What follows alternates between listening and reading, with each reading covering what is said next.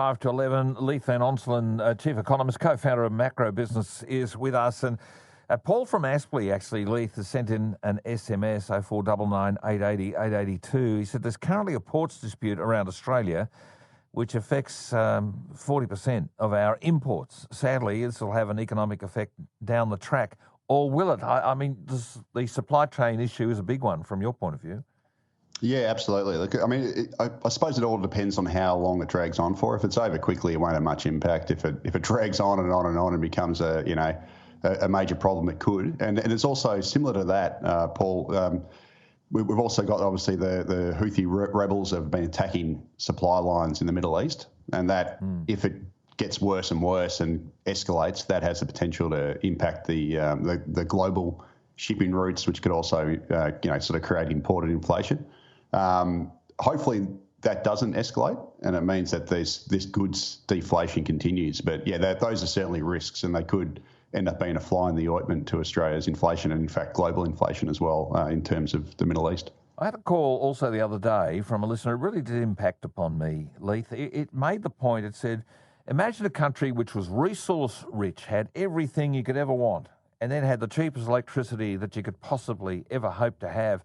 You could make anything. Oh, wait, Australia used to be like that. This really is something. We've got the resources here. Surely making more stuff here would have to give us some kind of protection against these international supply chain issues. Oh, 100%. And look, one of the biggest policy blunders Australia has ever done, and it annoys me to no end, is the fact that we don't have cheap energy prices. And part of that, we used to have cheap energy prices. So, I live in Melbourne, and we used to be able to get gas out of the ground for about, pay about $2.50 a gigajoule, which is one of the world's cheapest prices. Probably similar up there in Queensland. Now, one of the problems that we created for ourselves is we effectively opened up, we built a whole bunch of export terminals in Gladstone in Queensland, and we've started exporting about 80% of our gas, our East Coast gas, without reserving that gas for domestic use. And what that's effectively done is it's basically meant that we're now paying the world prices for our gas when we're effectively the Saudi Arabia of gas. And it's kind of, which is absolutely stupid. Whereas over Western Australia, which has a separate gas market because they're not linked, the Western Australians are smart enough to domestically reserve their gas. They also export most of it, but they're paying incredibly cheap gas prices, and then that means that their electricity prices are cheap because gas sets the price of electricity. So we've basically shot ourselves in the foot. We haven't reserved our gas. We're the only exporting area of the world that doesn't have a domestic reservation scheme. And what it's basically done is it's locked us into high energy prices, which then makes us uncompetitive to manufacture, and then means that we end up importing everything, and we end up paying more in household bills. Businesses pay more for their energy bills. Has a cost of living impact. It has an inflation impact, and this has got to be one of the biggest own goals Australia has ever done. And it's all, it all came to us when we decided to basically link our East Coast gas market to the world market without providing cheaper energy to Australians. Well, Alcoa shutting down the Kwinana refinery in Western Australia, 1,000 jobs. You heard nothing from the Prime Minister about that. Gladstone, they've written down the asset there because electricity prices have gone up. We're hurting ourselves. I went to Alaska 30 years ago this year, and what I found amazing then, and I believe the dividend has got even higher, they export so much oil out of Alaska that if you live in Alaska for 12 months straight, you get paid a dividend. You don't pay the tax, you get paid a dividend. So it's $1,000 per person who's lived in Alaska, worked in Alaska for the preceding 12 months. You get a share of the value of the oil they export out of there. I mean, we should be doing that. We should have the cheapest electricity, the cheapest gas. We should have all these things because we export so much to the world. We are killing ourselves by this whole process. 100%, and we could just also, not just Alaska, we could copy Norway. Norway is a major gas and oil exporter. They've got the oil coming out of the sea and the gas, and they have, unlike us, they haven't given it away to foreign corporations. And basically, they have government-run firms that dig up the oil or pull out the gas and sell it. They also have some private firms, but they take a 40% equity stake and they tax them very high. And what they've effectively done is they've accumulated what's called a sovereign wealth fund. So they've created all these, the taxpayers have gotten all these profits from these oil and gas riches, and they've invested in a future fund that's now worth like $300,000 per citizen of Norway. They are so rich from this. And Australia is one of the world's energy superpowers. We have more minerals than you could poke a stick at. But we didn't do any of that stuff.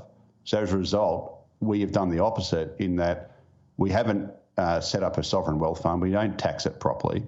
And instead, we shoot ourselves in the foot by forcing up energy prices on Australians, which then makes us uncompetitive globally to make things and sell them. So we have done everything wrong that you can do, in relation to energy. We don't tax it properly, and we force ourselves to pay global prices, which is stupid. Can you imagine a Saudi Arabian going up to fill up their car and paying $2 a litre for their petrol? Well, no. That's effectively what we do for gas in Australia. Yeah. Well, we are basically the Saudi Arabia of gas, and we force high prices on ourselves, and we don't tax it properly. I just don't get it. I do not, for the life of me, understand it. What you're saying makes perfect sense, and I'm at a loss to understand why we've reached this point. I'm all for international trade and for the most efficient people selling goods at the best price. I've got no problem with any of that. But we still have to look after ourselves. We can't sustain this country on the current trajectory. We are running a genuine risk of a complete national sovereignty failure here because we're relying on, building products. I mean, cement is being imported because electricity needed to dry out the elements of cement powder is just too expensive. Windows, bricks, blocks, you name it, just building stuff. Leith, this has to change. How radical is the change? How much damage would we do to ourselves in the short term to get this thing fixed up for the long term? Oh, I don't think it'd be it'd be damaging. Could be damaging politically, in that the opposition might run a scare campaign similar to what they did with the mining tax, and obviously you'd have big energy would be screaming, saying that you can't do this, sovereign risk, and blah blah blah, and that this is going to they'll argue that it's going to kill investment and kill jobs, which is completely untrue because Western Australia has a reservation scheme for their gas, yet their exports are booming. They have massive investment. It hasn't changed a thing except it's given them cheap gas prices and cheap electricity prices. Us over in the East Coast have done the opposite, and we're obviously having much worse outcomes. And it's one of the reasons why Australia's inflation has been stubbornly high is because we've had this hyper energy inflation over the past 2 years. Yet we are one of the world's biggest exporters of it, and we could easily have insulated ourselves. We could still have exported heaps, but we could have done it in a way that we protect Australians from those price rises first by reserving our, energy for us at a cheap price. So, we could have said forced the gas companies to basically supply energy cheaply to us while they export the rest. And ideally, we would have taxed it better. But we didn't do any of those things, and as a result, we're paying the price. I always reckon Queensland is because we have so much coal in the ground, the generators are owned still by the taxpayers, which is a good thing. There's market forces at work in the distribution side of it. But I always reckon Queenslanders should have been entitled to a certain amount of electricity for free each year, and a bit like the progressive tax system. The more you use, the higher percentage you pay. But the fact we have little old ladies, the metaphor of the little old ladies tripping over in the dark because they can't afford the power, or sweltering in the heat because they can't afford the power for electricity, that sickens me. I think Queenslanders in particular, given the amount of coal we got in the ground, we should have very, very cheap electricity in this state. We don't have it. Yeah, I mean, look. To be honest with you, you could literally, don't throw tomatoes at me here, but you could literally shut down coal and still have cheap electricity if you had cheap gas. So, effectively, the way Australia's energy transition was supposed to work, this is before we decided to do this gas policy lunacy, was the long-term plan was to basically gradually phase out coal because it's dirty, and replace it with renewables. But the problem with renewables is you need to have, if you don't have battery storage to store it when it's store your excess and then use it when it's dark, so you can't use solar, etc. You need to have firming power. So firming power is basically what you use when there is enough wind to blow the wind turbines, and there isn't enough sun to obviously use for your solar panels. And the best firming power is gas. So gas you can turn on instantly. You can start generating electricity from it straight away because flick of a switch. Yep. It's that simple. So the idea was to basically phase out coal with renewables and to use gas as the firming power when renewables aren't working. And if you have cheap gas, you can do that and you can have cheap energy. But unfortunately, we haven't done that. We've made gas incredibly expensive, which has made our firming power really expensive, which is why we've got expensive electricity effectively. And what it's also meant is that, in places like New South Wales, they're now subsidising Origin to keep their to keep their coal fields open for longer than they plan to, because gas has become so expensive. So it's actually led to perverse outcomes whereby we're keeping coal around for longer than we would have otherwise. Yeah, I don't mind. I don't have a problem with coal. Frank is at Parkinson. Leith, I'm going to try and see if we can get Frank to ask you a question. We're running out of time, as is usually the story. But Frank, you got a question for Leith?